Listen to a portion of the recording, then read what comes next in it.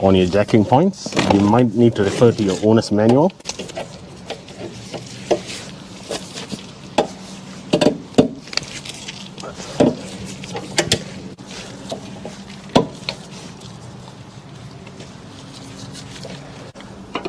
Alright guys, so now what we're going to do is we are going to fully loosen the nut.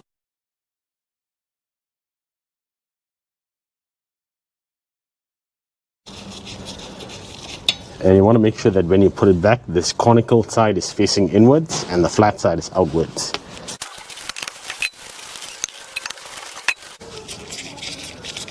Okay, and what you want to do is you want to hold the wheel because you don't want it to fall and hit you.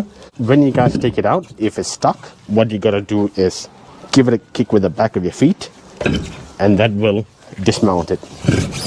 Alright, so what I'm going to do is I'm going to pull it out right now.